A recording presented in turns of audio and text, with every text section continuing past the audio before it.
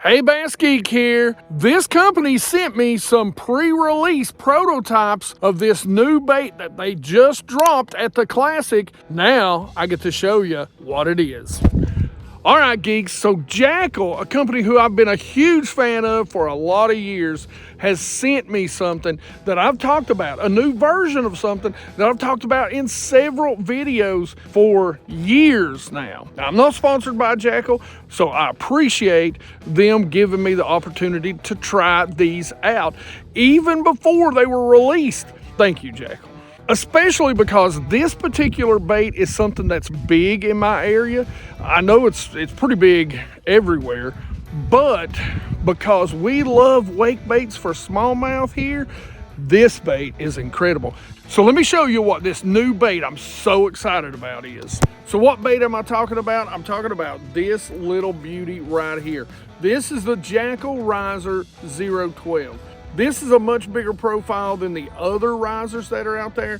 This thing is incredible. They come out with some new freshwater colors. And of course, this is one of my favorites on the lake we're on today. We're out on South Holston.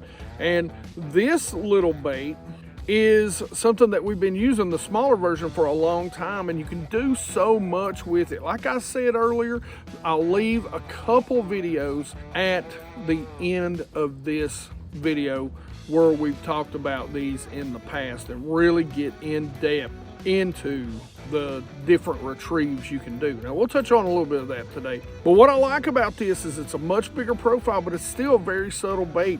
And this bill, for you people that don't know, this bill actually makes the bait come up on surface, so it rises up. It does sink, so it's not something that's going to float.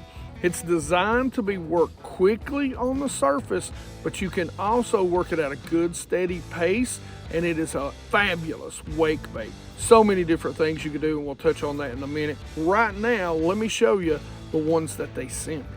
And like I said, this is my favorite color, bone. This is bluegill. This is mirror Wagasaki. This is chartreuse back pearl. This is holo minnow. RT minnow. Classic Japan bait. And this is chrome.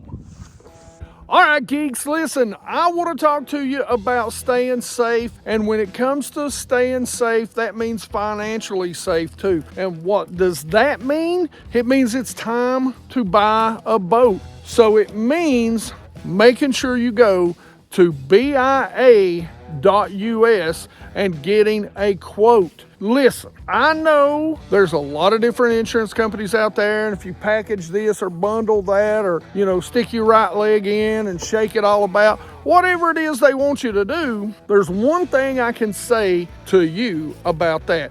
BIA is Boaters Insurance Agency. It's all they do. All the risers come with a split ring, pretty heavy duty split ring too. All I'm going to do is run it through. We're just going to tie a pitsy knot. There's no need for a loop knot or anything special.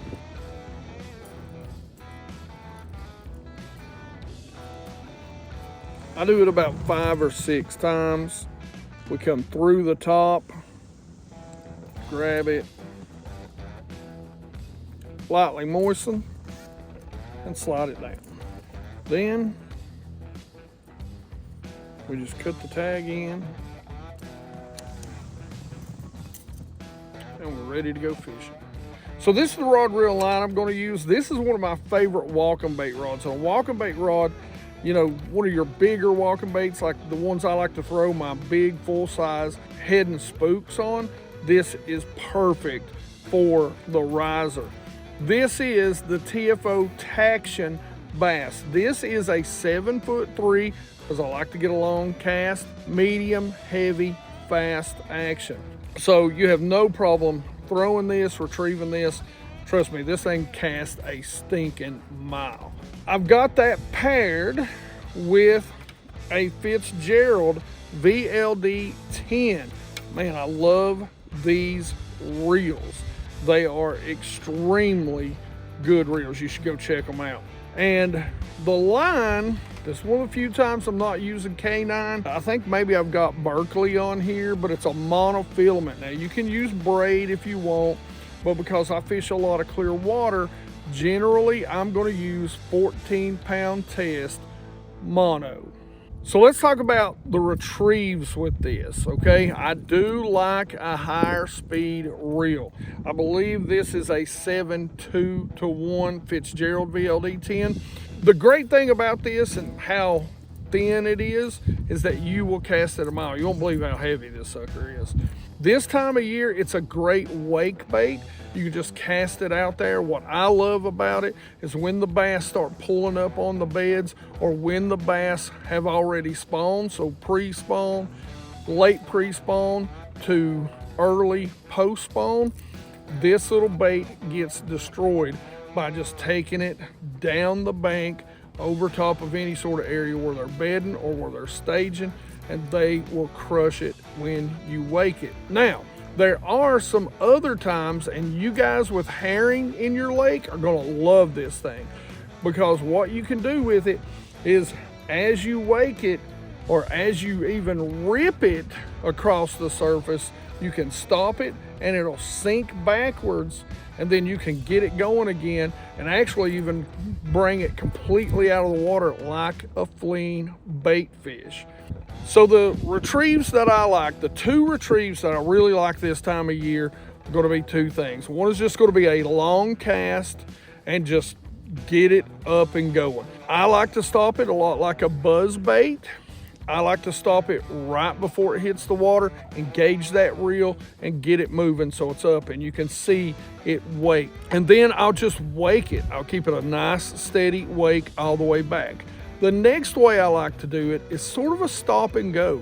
So I'll do the same thing, cast it out there, stop it right as it hits the water, get it up and get it working, and then every once in a while, every say 10 feet, I'll stop it, let it sink back just a bit, and then get it going again.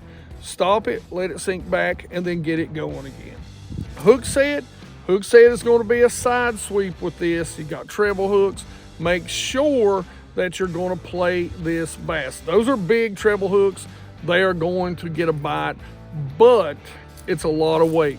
So this bait is going to be pretty easy to throw if they come up shaking their head.